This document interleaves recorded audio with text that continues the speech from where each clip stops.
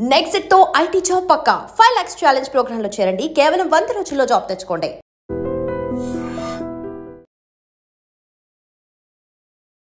అమానవీయ ఘటన. అమ్మ అనే పిలుపుకే మచ్చ తెచ్చినటువంటి కన్నీళ్లు పెట్టిస్తున్న ఓ దుర్ఘటన. తిరుపతి జిల్లా వరదయ్యపాలెంలో ఓ కసాయి అప్పుడే పుట్టినటువంటి పురిటి బిడ్డను ఇసుకలో పూడ్చిపెట్టి వెళ్ళిపోయింది. ఎంత దారుణాతి దారుణం! ఇది గుర్తించినటువంటి పారిశుద్ధ్య కార్మికులు పోలీసులకు సమాచారం ఇచ్చారు. కొన ఊపిరితో ఉన్నటువంటి ఆ బిడ్డను పరుగున హాస్పిటల్కు తీసుకెళ్లారు.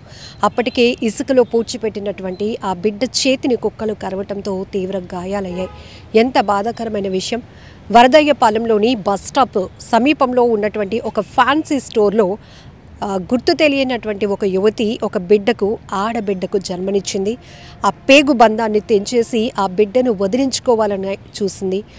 ఎంత కఠినమైన మనసో మరి అర్థం కావటం లేదు. కానీ ఆ బిడ్డను ఆ పక్కనే ఉన్నటువంటి ఒక దుకాణం పక్కన ఇసుక ఉంటే ఆ ఇసుకని తవ్వి ఆ ఇసుకలో బోర్లా ఆ పాపను పెట్టేసి తను అది ఇసుక కప్పి పూడ్చి పెట్టేసి వెళ్ళిపోయింది. బట్ కుక్కలు మనకు తెలుసు కదా, వీధి కుక్కలు ఏమైనా ఉంటే గమనించగలుగుతాయి.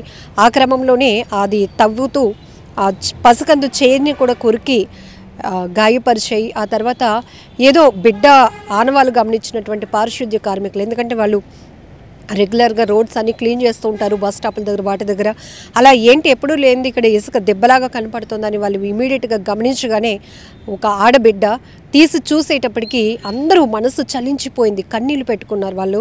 ఆ బిడ్డ కొన ఊపిరితో ఉంది, బతికే ఆశలు ఉంటాయి అని చెప్పేసి వాళ్ళు పరుగున ఒకరేమో పోలీసులకు సమాచారం ఇస్తే మరొక ఇద్దరు ముగ్గురు కలిసి హాస్పిటల్కు ఇమీడియట్గా పాపని తీసుకువెళ్ళడం జరిగింది.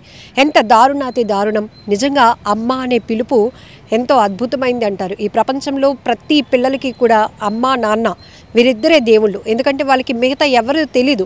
ప్రపంచాన్ని పరిచయం చేయాల్సింది కూడా అమ్మే.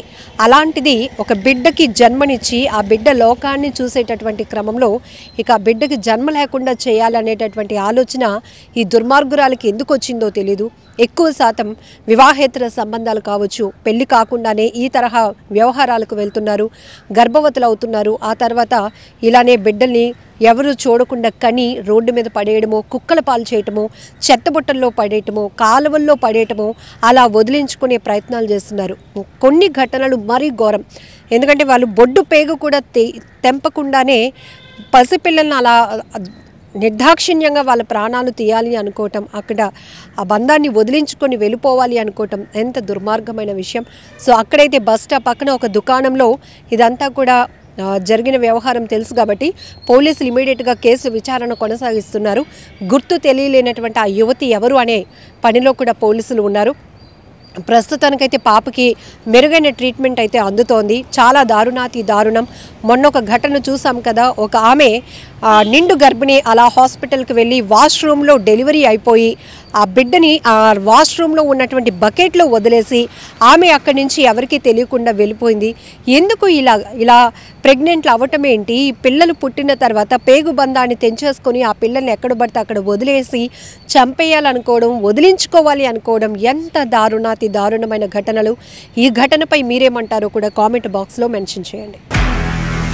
నిజంగా ప్రస్తుతం ఉన్నటువంటి సమాజం దేనికి ప్రయారిటీ ఇస్తుంది? ఆర్థిక సంబంధాల చుట్టూ మాత్రమే తిరుగుతుంది. మళ్ళీ ఎన్నికలంగానే చాలా విరక్తి కలుగుతాను.